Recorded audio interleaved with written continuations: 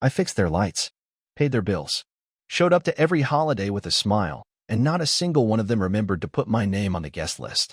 Not even my wife. So I didn't yell. I didn't cry. I canceled the party they planned with my money, every light, every plate, every laugh gone. They forgot I existed until I vanished. What happened next?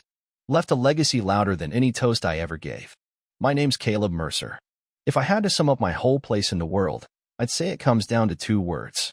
Just enough. Just enough to count on. Just enough to get invited. Just enough to be forgotten right after. I'm 35, and somewhere along the line, I became a master at blending into the background. Always around, always reliable, but never really noticed. Even my job fits that mold, regional safety inspector for logistics companies. I show up, sort out the issues, fix what's broken, and disappear with barely a wave. No one celebrates the guy who keeps things from falling apart. No one throws confetti for preventing disaster. And for a long time, I was okay with that. Until I married Avery Dalton. Her family, the Daltons, they're straight out of some glossy magazine spread. They're the type you see posing on perfectly mowed lawns, all wearing matching sweaters with their initials stitched into the sleeves. They've got a family crest, for crying out loud, etched onto their Christmas cards like royalty. I wasn't born into that. I grew up working class, the kind of family where love came through action, through hands that fixed engines, carried furniture, repaired broken fences. That's what I brought into the marriage. When I said I do to Kindle, I thought being there, pitching in, helping out, maybe that would earn me a place. Not necessarily in their hearts, but at least in their circle. For 6 years, I became the unseen support system behind every family get-together. I was the one who repaired the AC in the blazing heat of July. I strung up the Christmas lights when they started flickering, no questions asked. I even helped Riley, Kindle's older sister, haul her massive couch up 2 flights of stairs when her boyfriend bailed last minute. And when Cassidy, the other sister, came up short while planning her baby shower, I quietly paid the balance without ever mentioning it. I never brought any of it up. Never expected anything back. I figured being decent was its own reward, even if it didn't come with applause. But there's something deeply unsettling about always being useful and never being seen. I started to feel it in the way Riley's voice would shift when I entered the room, and how Kindle's mom, Eleanor, only called me when she needed something lifted or rewired, and in the way her dad, Howard, Mr. Dalton, would always toss out lines like, "You're not one of us, Bryce, but at least you try." I used to take that as a compliment. Now I'm not so sure I should have. Then came Howard's retirement party. It was hosted at Ridgeview Country Club, the kind of place with polished granite bars and smooth jazz that makes you forget you're aging. I showed up early to help hang lights along the railings and make sure the projector worked for the slideshow Kindle's cousin threw together. I even made a stop at the wine distributor on the way, grabbing 2 extra cases Kindle forgot to reorder. No one said thank you. I didn't expect them to. As the place filled up, I watched them, the family, slide into their usual roles like seasoned performers. Riley wore a shimmering gold dress, laughing with some guy from her law office. Cassidy was busy passing around baby pictures to an adoring circle of friends. And Kindle? She looked stunning, as always. She knew how to make an entrance, how to wear something that said, "Look at me." And there I was, by the drinks table, smiling politely, answering the occasional question about the lighting or sound system. I gave a short toast somewhere in the middle of the evening. Nothing flashy, just a few honest words about Howard building more than a career. He built a legacy. It earned a round of light applause. Kindle leaned in, gave me a quick, that was sweet, and floated off into another conversation that didn't include me. But what hit me hardest, what stayed stuck in my chest, was the seating chart. A big laminated board by the entrance, laid out like a wedding reception. Rows of names under table numbers, all printed in a neat serif font. I scanned it once. Then again. My name wasn't on it. I stood there too long, staring like maybe it would magically appear. That's when I heard Riley's voice behind me, laughing about Kindle's charity case. I turned just in time to catch her expression change. Our eyes met. She didn't flinch. She just kept sipping her wine like nothing happened. I stepped outside for air. It was cold out, and the wind bit at my neck, but that wasn't what made me feel frozen. What hit me was this crushing truth. I didn't have a seat. Not just at the dinner table, but in the family. I was filler. A convenient extra. The kind of guy they kept around because it was easier than not. All those weekends I gave up, all the unspoken efforts, they didn't matter. I didn't scream. I didn't make a scene. I waited until the night was over. helped with the cleanup, packed the leftover supplies into Kendall's car, and drove home in silence while she laughed at inside jokes on her phone, flipping through photos of a party I'd never really been part of. Later that night, lying next to the woman I married, I stared at the ceiling and whispered, "Maybe they don't see you, because you were never meant to be seen." But I saw them, every single one of them. And that moment, that was the beginning of everything shifting. It was one of those warm evenings where the sky holds onto the light just a little longer, like even it doesn't want to let go. We were still at the party, and I was doing what I always did, floating around the edges, keeping everything running while staying invisible. The music was soft. The drinks kept pouring. People laughed politely and traded polished small talk. I had just wrapped up that little toast for Howard, something simple and respectful. He wasn't perfect, but he gave his family something to be proud of. That mattered. After I sat down, Kendall leaned over, gave me a quick, "That was sweet," then drifted off to chat with someone from her dad's firm. I ended up by the back patio, sipping a glass of sparkling water, watching the same people I'd spent years trying to win over. And for a brief second, I felt okay. I'd done what I came to do. I showed up, like always. Then came to talk about the family barbecue the next day, a big deal for them. It was all anyone could talk about. The food, the theme, the guest list. I waited for Kendall to bring me into the loop, like she always did. To assign me a job, tell me when to show up, ask me to help out like usual. But she didn't. Still clinging to the hope of being useful, I jumped in and said, "I'll bring the dessert tomorrow. That bakery you all loved last Easter? They've got that peach cobbler again." And then Kendall paused. I'll never forget that pause. It was tiny, but it said everything. She looked down at her wine, gave it a swirl, then glanced back up at me with this weird little sparkle in her eyes. And she laughed. Not a full laugh, just a soft, dismissive chuckle. Like a sound you had to smooth over something uncomfortable. "Oh, you weren't invited," she said, as casually as if she was talking about the weather. I blinked. "What?" She smiled like this was all perfectly normal. "It's kind of just a close family thing." Riley, sitting next to her, let out a snort and turned her phone toward me. On the screen was the seating chart again. Digital this time. Gold script. Every name in its place. Except mine. There was a note for the MC. Even a slide for the opening prayer. But my name? Nowhere to be found. "It's just easier this way," Kendall told me with a shrug. "You know how my mom is." She said clean, like I was some kind of stain they couldn't quite scrub out. I looked at her, really looked. I don't know what I thought I'd see. Maybe some flicker of guilt, a flash of regret, or at the very least, a moment of hesitation. But she just stood there, calm as ever.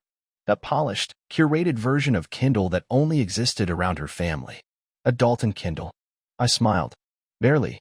Just enough to keep the moment from cracking wide open. I didn't argue. Didn't push. Just nodded, finished the last sip of my drink, and placed the empty glass down next to the tray of flutes. Then I stood. Slow, steady. Brushed the front of my slacks and walked out. No one followed. No one called after me. The chatter behind me picked right back up like nothing had happened. Back to the menu, the long games, the who's bringing what. Like I'd never been there at all. I climbed into my car and sat for a long time. Not angry. Not even sad. Just empty. But in that emptiness, something shifted. Something sharp and clear started forming. They had made their decision. Truth is, they always had. I just hadn't wanted to see it. I was never one of them. I was a utility. A silent donor of hours, favors, and cash. They brought me in when things needed lifting or fixing or funding. But I was never going to sit at their table. Not really. Not in the way they looked at each other, remembered each other, laughed together. What they forgot, what every single one of them overlooked, was that the whole event, the venue, the booking, the setup, that was me. Not Kendall. Not her mother. Not Howard. It was me, Caleb Mercer, the guy no one saw, but the one who signed the check. I pulled out my phone and opened the email. There it was.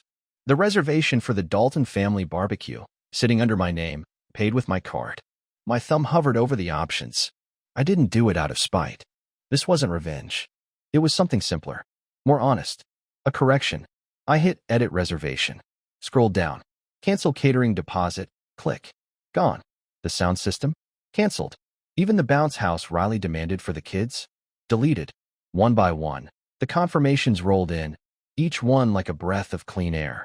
Then I turned off my phone, leaned back in the seat, and let out a single laugh. Quiet. Controlled. But real. And that night, I slept like a stone. Not because I felt triumphant. Not because I wanted to gloat. But because, for the first time in years, I felt peace. Stillness. No looping thoughts. No self-replays of what I should have said or what I should have swallowed. Just silence. I didn't even hear Kendall come home. She slipped into bed late, probably assuming I was sulking, that I'd curled up in embarrassment or shame. But I wasn't that man anymore. I was wide awake. The morning light spilled in through the curtains, soft and golden, the kind of light made for slow mornings and shared breakfasts. But there was no sizzling bacon, no clinking glasses or laughter from the kitchen, just the smell of fresh coffee, brewed by me, like always. I sat at the counter, phone by my mug, waiting. I didn't have to wait long. At 11:31 a.m., the first message lit up the screen. Kendall. Bryce. What did you do? Not a good morning. Not are you okay? Just blame, neatly wrapped in 6 words. I didn't reply, just sipped my coffee and hit refresh. 5 minutes later, Eleanor chimed in. Kendall's mom. Bryce. We are at the park and everything is gone. That one made me chuckle. Not out of malice. Just because it was so painfully on brand. None of them had thought to call the night before. Not one. But the second their perfect little event unraveled, suddenly I mattered. Suddenly I existed. I refreshed again. Messages kept pouring in. 3 in a row from Riley. Did you seriously cancel the caterers? You're being childish. You're ruining everything. No punctuation. No hello. Just panic and entitlement. I didn't bother opening the rest. Let them pile up like debris. Kendall tried calling. Once, twice. When the third call came in, I switched to Do Not Disturb and turned on the TV. Some home renovation show was on. A guy in a flannel shirt, smiling too wide, swinging around a nail gun, talking about open-concept kitchens. And here's the strange thing. I wasn't mad. No rush of adrenaline. No guilt bubbling up. I didn't feel like I'd done something cruel. It wasn't revenge. It was a reset. I took back my name, my money, my time. Matched their actions with my own for the first time. Because this wasn't about a barbecue. Not really. It was about what it meant. For years, I was the guy with sore arms and an empty wallet, quietly making everything happen behind the scenes. And they didn't see me as family. They saw me as a tool. A resource they grabbed when convenient and shelved when they were done. What they didn't expect was for the tool to switch off. Around noon, Kendall finally walked through the door. I heard her heels clack across the floor, followed by the sound of her gasp when she saw me, sitting there, calm, sipping coffee like it was any other day. She didn't start with a question. She came in swinging. You humiliated us, she snapped, throwing her purse onto the couch with a little too much force. I didn't even look up. I wasn't invited, I said, still holding my cup. She exhaled sharply, like I was being unreasonable. That's not how family handles things. Good thing I'm not family then. I said it quiet, but clear, and that stopped her in her tracks. She stared at me, blinking, stunned, like I'd just spoken a foreign language. She moved closer, placed both hands on the edge of the island, and leaned forward. You made a scene? No, I said. I removed myself from one. Her mouth opened, then shut. She looked like she wanted to argue, to twist it back on me somehow, but the words wouldn't come. I stood, walked to the sink, rinsed my mug, and dried it with the same towel she always left crumpled by the counter. I didn't hurry. There was no need.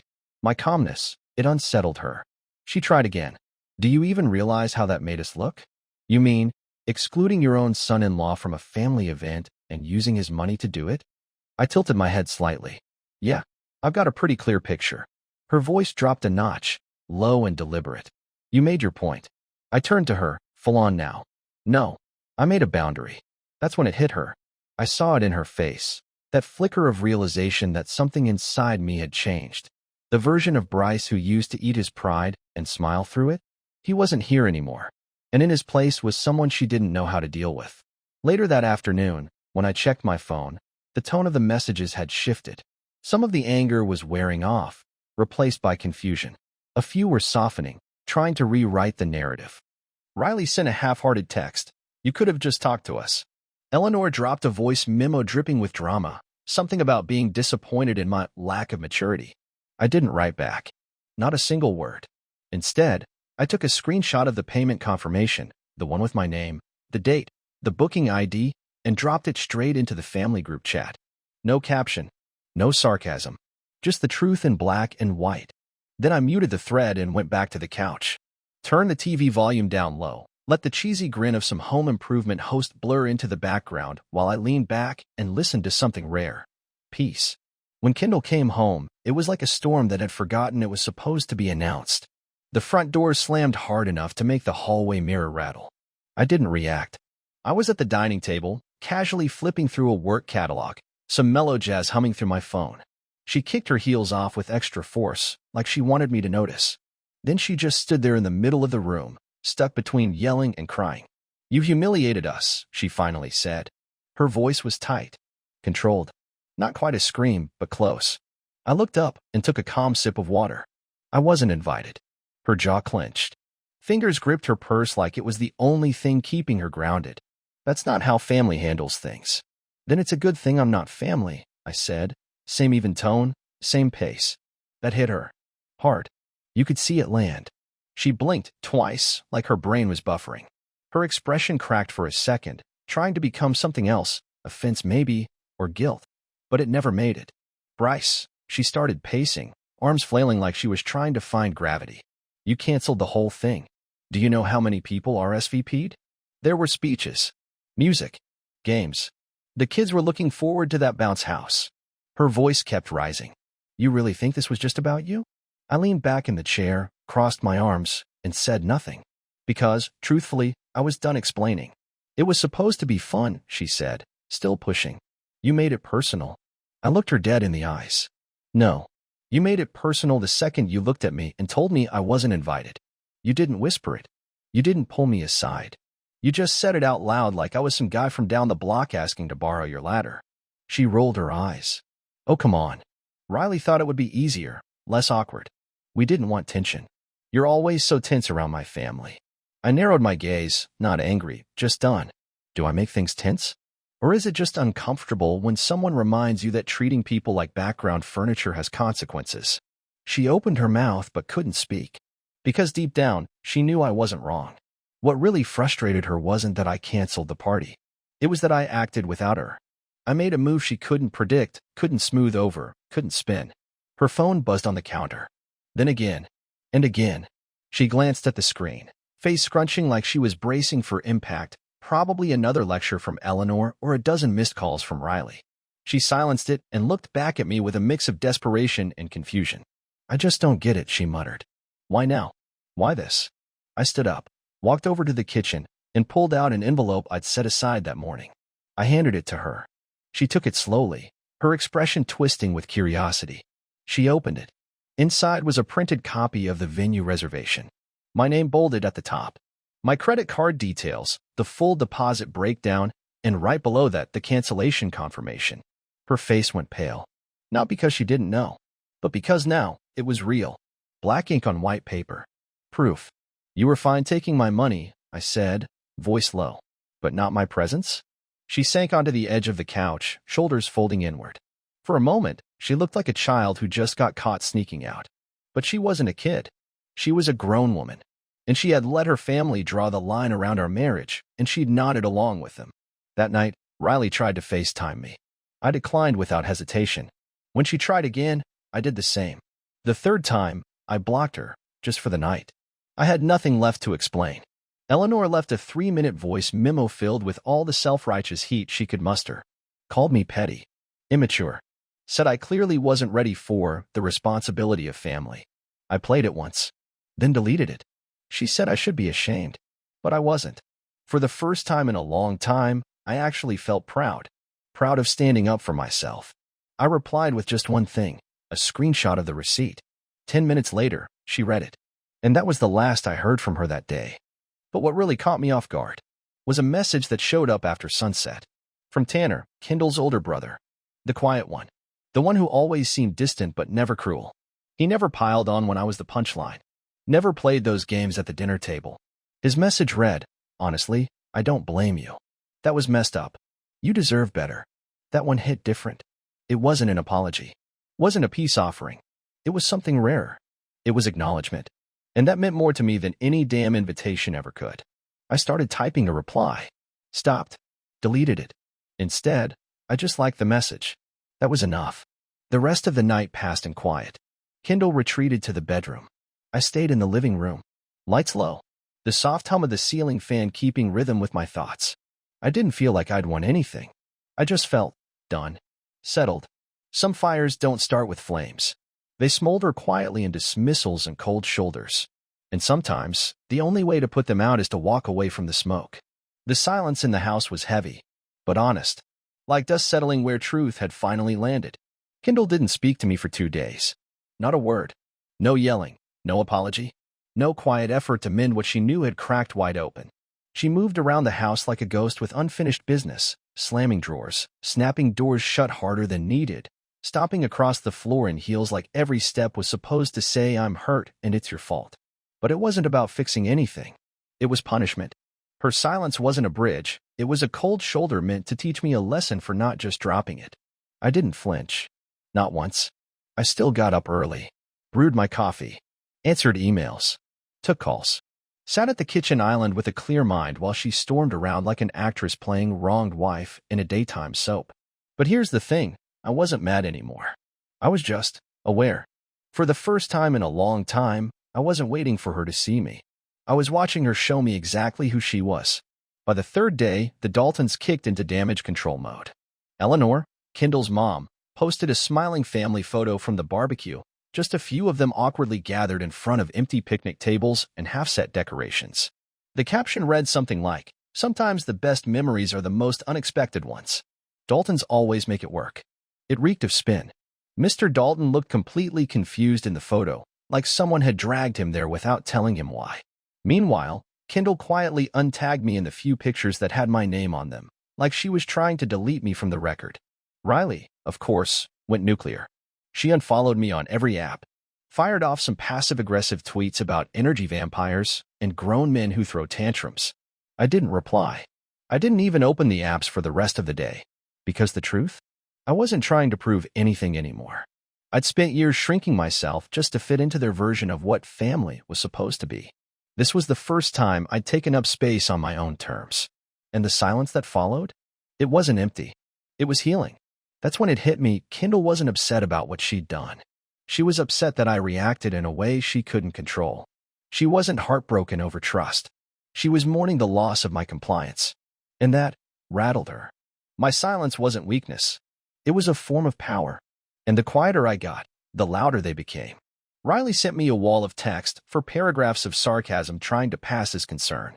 "I just don't understand how you could blow everything up over a little misunderstanding. You know how mom gets. You should have handled this like an adult." I read it once, chuckled under my breath, archived it. No reply. Not worth the energy. Kendall started circling me like a hawk now, hovering around whatever room I was in, folding laundry she never touched, wiping down counters that were already clean, asking pointless questions she already knew the answers to. "Did you check the mail today? Think your key fob needs a new battery?" I gave short, polite answers. Nothing more. No emotion. No invitation to conflict. And the more neutral I stayed, the more it bugged her. She wanted me to break, to snap, so she could justify her outrage. But I didn't give her that. I'd already given her everything else. By Friday, the silence wasn't just ours, it was theirs, too. No one from the Daltons had reached out since. Not even Mr. Dalton. Maybe they'd realized I wasn't coming back to the table. Maybe they were still spinning a story they could live with. Either way, I didn't care. I finally had peace. And here's the strange thing. I started to like it. The quiet. The freedom. I went to bed without trying to decode Kendall's moods. I ate dinner without comments about how plain my taste was. I sat out on the balcony and actually tasted my coffee. Really tasted it, for the first time in years. I didn't miss them. I didn't even miss her. One night, I was scrolling through old photos just to kill time, and I found one from our first anniversary. We'd rented a tiny cabin in the mountains, snow all around us, a fire crackling, Kendall in a red sweater, laughing into her cider. I remembered snapping that picture. At the time, I thought, this is it. I finally found someone who sees me. But looking at it now, I saw something else. I wasn't in the picture. I was always behind the camera, always holding the frame, never in it. And that hit me. Maybe she never saw me at all. And maybe, just maybe, I was done trying to make her. By Saturday morning, the silence had stopped feeling like a Cold War and started feeling like sanctuary. I made my coffee. took a long shower, then sat down and pulled up listings for short-term rentals nearby. Not because I was ready to go, but because I finally wanted to see what life could look like without all the noise, the pretending, the constant effort. Funny thing is, nothing makes people more nervous than your peace. And I was starting to fall in love with mine. Midweek, Tanner, the brother who always kept his distance, texted me. "You free this Friday? I'll grill." No drama. It was the kind of message you don't expect from a brother-in-law who'd spent most of your marriage nodding from across the room. But Tanner wasn't like the others. Not really. He never joined the mob. Never made digs when I wasn't looking. He kept to himself. A quiet observer, not a co-conspirator. I stared at the message for a moment. Could have been a trap. Could have been an olive branch. Could have been neither. I typed, "Sure." "What time?" Friday rolled around with the kind of breeze that makes the whole world feel softer. The sky was streaked with orange and purple like a watercolor painting that never dried. I pulled up to Tanner's place, nothing fancy. Modest. No perfectly clipped hedges or glowing porch lights. Just a driveway, 2 folding chairs in the yard, and the smell of meat already on the grill. Mira, his wife, opened the door before I could knock. "Hey, Bryce," she smiled. "Come on in. Shoes off, please." June's in her no-shoes phase. Their daughter, June, just 7 and small for her age, peeked around the corner. One hand held a remote. The other clutched a busted little race car. "It's broken," she said like it was a national emergency. I crouched down. "Let me see what I can do." She handed it over like it was treasure. I sat on the floor with her for 10 minutes, unscrewed the back, fixed a loose wire, realigned the antenna, showed her how to hold it steady. She watched every move, eyes big like I was performing magic. "You fixed it," she shouted, racing in uneven circles across the kitchen. Tanner laughed from the backyard as I stepped outside. "Guess you still got the magic touch," he said, handing me a cold beer. "Thanks for coming. Mira was worried you'd say no." I shrugged and took a sip. Didn't see any reason not to. The 4 of us eased into a rhythm without trying. No weird energy, no awkward glances, no dancing around the unspoken. Just peace. Mira had music playing off her phone, some acoustic playlist with just enough rhythm to keep your foot tapping. June zipped around us with that toy car I fixed, offering live updates like a pint-sized sportscaster. Dinner was simple: grilled chicken, corn on the cob, and some garlic bread Mira had baked herself. And it hit me just how long it had been since I'd eaten food made with warmth instead of pressure. No color-coordinated platters. No tables curated to match some Pinterest theme. Just good food. Real people. And the kind of space where breathing didn't feel like a performance. Halfway through the meal, Mira passed me another drink and said, "Tanner told me you're the only one in that family with a backbone." I let out a dry laugh. "That can't be true. I'm the guy who used to fix their gutters in the rain." She grinned. "Yeah, and now you're the guy who finally stopped letting them use you. That counts." Tanner nodded beside her, still chewing, then said, "It was time somebody held up a mirror." I leaned back in my chair and looked up at the sky. The stars were starting to show, one by one, like little reminders that the world keeps spinning whether people notice you or not. And in that moment, I felt it deep in my chest. I wasn't sad. I didn't miss Kendall. I didn't miss the noise, or the constant performance of trying to be the kind of husband she silently scored on some invisible rubric I never understood. I didn't miss her family either. I didn't miss pretending. After dinner, we sat around a small fire pit in their yard. June was already in bed, and Mira ducked inside to clean up. Tanner and I stayed out there in the dark, quiet, and easy, until he finally spoke again. "They don't know what to do with someone who doesn't beg for approval," he said. I glanced over. "You mean me?" "I mean you now. The old version of you. Maybe they could manage that. But the guy who stood up, who canceled the whole thing because he was treated like a ghost, that guy? He scares them." I let out a quiet laugh. "Good." Tanner poked at the fire with a stick. "Somewhere along the way, they stopped seeing you as a person. You were just there. Part of the setup. The guy who shows up, fixes stuff, and disappears when they're done," I added. He looked at me and nodded slowly. His voice dropped. "I see you, Bryce. For what it's worth." That hit harder than I expected. It wasn't loud. It wasn't grand. But it was real. On the drive home, I passed the Dalton house. Porch lights glowing. Cars lined up like usual. Probably another dinner party. Kendall's voice filling the room. Riley laughing too loud, like she owned the air. Eleanor sitting at the head, orchestrating the whole performance. I didn't slow down. Didn't roll the window down. Didn't feel bitter. I felt free. It finally clicked. Not every open door needs to be walked through. Some doors are better left closed. Some rooms aren't worth entering, even if the table is dressed like royalty. And that night, for the first time in what felt like forever, I didn't feel like a man who'd been shut out. I felt like a man who'd finally walked away. Then Tuesday morning came, and Kindle cracked. No warning. No build-up. Just silence over coffee, and then suddenly, she spoke. "Can we talk?" she asked, not quite making eye contact. Her hands were clenched tight around her mug like it was the only thing holding her together. I set my spoon down beside the untouched oatmeal. Sure. She sat across from me, posture too perfect, face carefully composed, but I could see the edges fraying. She looked like someone walking into a deposition, not sitting down with her husband. That alone told me everything I needed to know. I wanted to explain, she began, voice soft, like I might shatter if she spoke too loud. The whole barbecue thing, it wasn't my idea. It was Riley's. She thought it might get awkward with Mom after Thanksgiving. I raised an eyebrow. You mean when I said no to fixing the sink while everyone else was eating dessert? Kindle shifted in her seat. It wasn't just that. We just thought it might be easier, less tense. And you agreed? She hesitated. That split-second pause where guilt tried to surface, but pride wouldn't move out of the way. I didn't fight it, she admitted. It hit the table like a dead weight. I didn't say anything right away. I let the silence stretch until she started to squirm. She hated silence unless she was the one controlling it. I didn't mean for it to turn out like that, she said quickly. I didn't think you'd take it so personally. I leaned in, my voice low and steady. That's the issue, Kindle. You didn't think about me at all. She blinked, caught off guard by the shift in tone. The old me would have softened it, bent it around her feelings, wrapped it in apologies. But that man had packed up weeks ago. You didn't think about how it would feel to be left out. To find out the way I did, standing next to a table I helped set, holding a drink I paid for, surrounded by people I thought I'd finally earned a place with. I shook my head slowly. You didn't think. You just let it happen. She rubbed her forehead. Guilt was finally trying to claw its way through. I don't know what you want me to say, Bryce. I want the truth, I said. Calm. Direct. Did you think I didn't deserve to be there? Or did you just not care enough to make sure I was? Her lips parted, closed, parted again. Nothing came out. And then she did what she always did when cornered. She offered a hollow compromise. I can fix it, she said. You can come to the next one. Dinner at Mom's. I'll make sure you're on the list. I stared at her, the weight of that phrase pressing down hard. On the list. Like I was some contractor, not her husband. Like being included was a favor, not a given.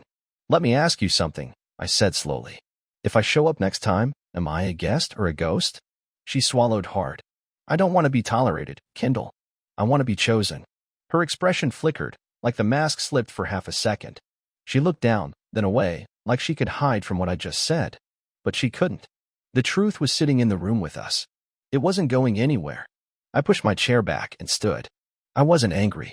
Just done. Just done. I'm not asking to be treated like a king, I said, my voice steady.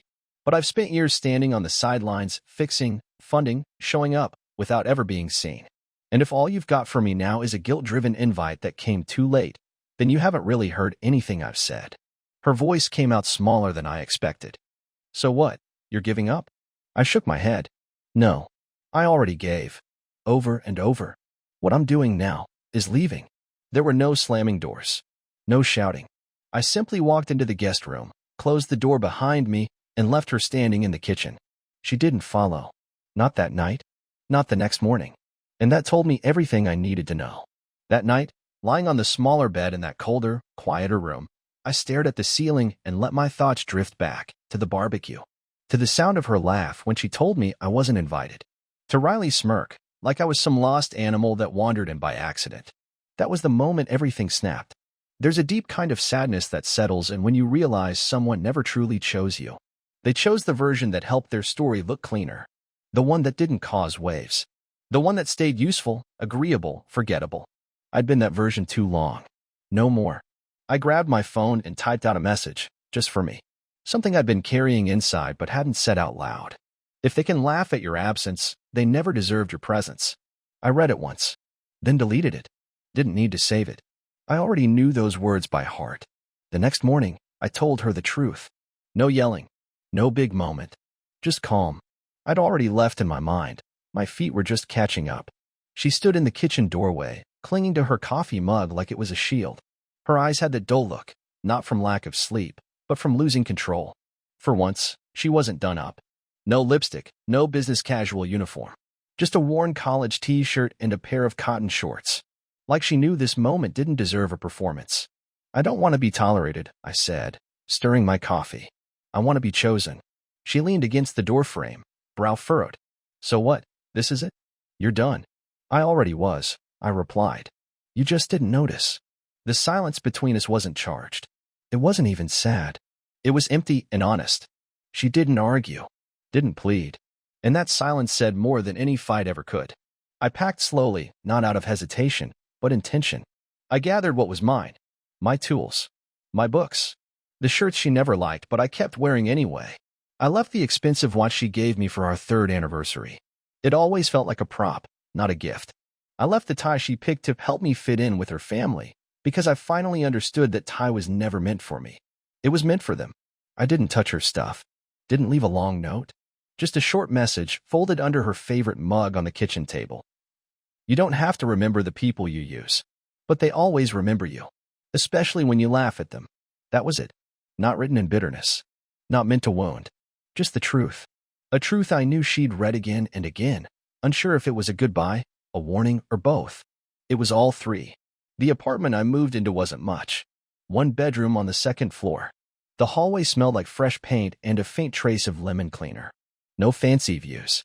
No fireplace. But the lock clicked clean, the water pressure was solid, and the silence? It wasn't empty, it was earned.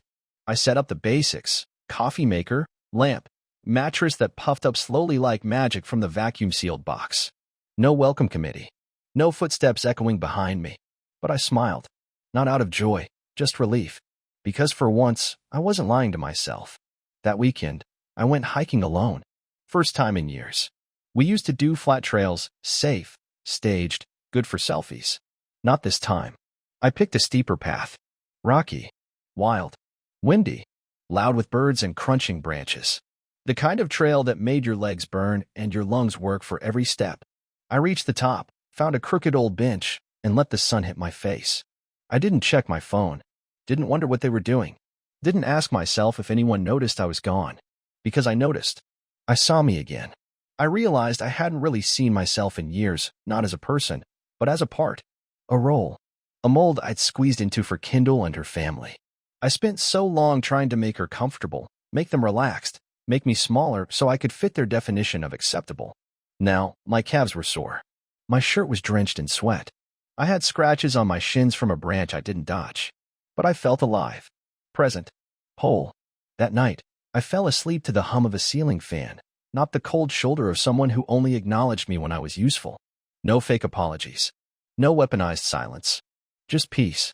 Kendall texted me that night. Just one line. "So this is it?" I read it. Turned off my phone. No reply was the reply. Some things don't get closure. Some things don't need bows or parting speeches. Sometimes, the cleanest goodbye is the one where you just walk away and never turn around. The next morning, I opened the blinds. The sun spilled across the floor of my new place, lighting up bare walls and unpacked boxes like a spotlight on a fresh stage. It didn't feel like loss. It felt like beginning. I wasn't looking for updates on the Daltons. But when you orbit the same sun for years, its light finds you, even when you've stepped out of its pull. It started with a coworker, one who happened to follow Eleanor on Instagram. We were eating in the break room when he glanced up from his phone. "Weren't you married into the Daltons?" Man, their last event looked like a total mess. I paused, mid-bite. "What event?" He turned his screen toward me. A blurry photo of plastic folding chairs, wrinkled tablecloths, and someone struggling to light citronella candles with a broken lighter. The caption? "Sometimes plans fall apart, but love shows up anyway. Dalton family barbecue, take 2. No bounce house. No band. No curated vibes. Just a dozen confused faces and lawn chairs beneath a faded oak at a smaller park with 2 picnic tables and 0 shade." The rumors started after that. Tanner was the first to tell me. He showed up unannounced one evening with a box of leftover pizza and a 6-pack in hand, like it was nothing. Like it was normal. "Hope it's cool," he said, settling into one of the balcony chairs and tossing his feet up on the railing. The city sounds drifted up from below. They went ahead with the reschedule. No vendors this time. No gear. No coolers either. I glanced over. You're kidding. Nope, he said, cracking open a beer. Food sat in the sun.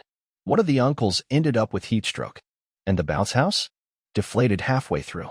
Some kid cried so hard, his mom had to carry him out. I didn't laugh. Not because I was trying to be polite, but because it wasn't funny. It was just sad. Not because they messed up, but because they still didn't get it. And worse, they were blaming it on me. Eleanor didn't say your name, Tanner added after a pause, but she hinted at external drama in one of those videos she posts. Tried to make it sound like you ruined everything. I looked at him. What did the comments say? He smirked. Not everyone bought it. A few people, former coworkers of yours, I think, said stuff like, Bryce was always the one holding things together. The rest? Not kind. I let that sit between us a moment, then took a long sip from my bottle. They missed your wallet, Tanner said. Not your presence. That stung. I didn't want it to, but it did. Even after all this time, some part of me still hoped. Not for reconciliation, not to be pulled back in, but just for someone to say, you mattered. Instead, what I got were quiet, cautious messages disguised as nostalgia. Cassidy messaged me on Facebook, something vague about catching up over coffee. Kendall's cousin texted me out of nowhere. Heard you're doing well. Let's connect soon. Even Eleanor chimed in with her usual polished edge. Despite everything, I hope you're finding peace. We didn't always agree, but I wish you the best. But none of it was real. They weren't sorry. They were just checking to see if I still had something to give. If the door had been left unlocked. It hadn't. I'd closed it. Quietly. Locked it.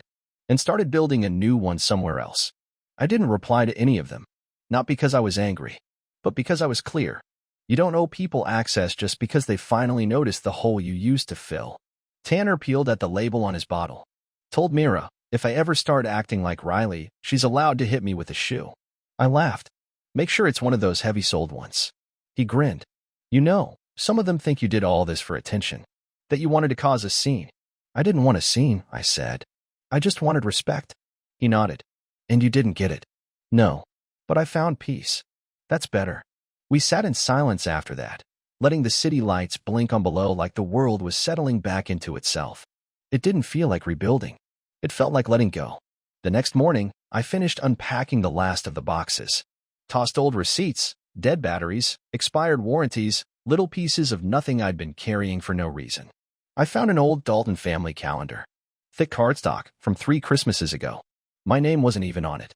Even back then. I held it for a second. Folded it twice. Dropped it in the trash. Later that afternoon, I went for a walk downtown. The air was crisp, the sidewalks busy with strangers who didn't care who I used to be. I passed a little coffee shop, paused, and walked in. Sat by the window. Ordered a vanilla latte, something I'd never tried before. I pulled out a book and started reading. And for the first time in years, I wasn't scanning the room for approval. I wasn't waiting to be noticed. I was just there. Fully. 6 months later, my apartment smelled like barbecue sauce, vanilla candles, and something warm that didn't come from an oven. It came from laughter, from overlapping voices, from people who didn't share my blood, but respected me like family. It was my birthday dinner, first one I'd hosted in years. No ballroom, no catered meals, no playlist approved by Kendall's sister. Just 7 people, a few close friends. A neighbor who once helped me haul a busted bookshelf up 3 flights. A guy from the auto shop who'd become something like a brother. And Tanner and Mira, of course, with June, who burst through the door waving a card exploding with glitter. For you, she shouted. It's got a dinosaur with a party hat. The T-Rex had crooked sparkly teeth and a balloon tied to its tail. I crouched down and took it like it was solid gold. This might be the best card I've ever gotten. She grinned and ran off to show someone her toy. Mira handed me a foil-wrapped pan of mac and cheese, 3 cheeses, no judgment. The chairs around the table didn't match. A few were borrowed from the building manager, who winked and said, Langston's throwing a party? Huh? I just smiled. Nah, just dinner with good people. I grilled ribs. Burned the first batch. No one cared. Drinks were cold. Music was an old soul playlist I liked. Tanner brought his corn, perfect as always. June insisted on fancy napkins, so everyone had a crayon drawing tucked underneath. We sat. We ate. We laughed. And not once did I wonder if I belonged. Not once did I feel like a shadow trying to sneak into someone else's spotlight. At one point, Mira raised her glass, tapped it gently with her fork. To Bryce, she said with that calm, honest smile. To the man who knew when to walk away and had the guts to say he deserved more. Glasses clinked. My throat tightened, not from sadness, but fullness. I looked around the room. No family crest. No matching linens. No strained smiles. Just real ones. The guy from my building leaned in and said, "Man, you know how to host." I chuckled. That's just code for, you didn't overthink it. He pointed at me. Exactly. Later that night, when the dishes were done and June had dozed off with her head in Myra's lap, Tanner and I stepped onto the balcony. He handed me a beer, looked out over the quiet street. "You did it," he said. "Did what?" "Built something new." I let those words land. Not like praise, but like truth. "I didn't know I needed to," I said, until I left what I thought I had. He cracked his beer. Sometimes the family you build makes more sense than the one you marry into. We sat quietly, watching headlights roll by below. And I thought about those old nights, dinners where I said all the right things, wore all the right clothes, paid for everything, smiled through the jabs, and left feeling emptier than I'd ever admit. I remembered Kendall laughing when she told me I wasn't invited. Riley smirking. Me standing there like I didn't even exist. But now, here I was. Second floor apartment. Folding chairs. Glitter glue. Dinosaurs on crayon napkins. And a room full of unforced laughter. I wasn't chasing a place at their table anymore. I'd built one of my own. Not to prove anything. Not to win. But because peace doesn't shout. It hums. It slips into the cracks and fills what you didn't know was hollow. And it stays. When the last guest left, and the apartment settled into that soft, post-dinner silence, I turned off the lights, sat at the table, and looked at the empty plates, the crumpled napkins, the fingerprints on the glass. Proof. Not of a party, but of presence. And this time, I wasn't watching from the edge. I was at the head of the table,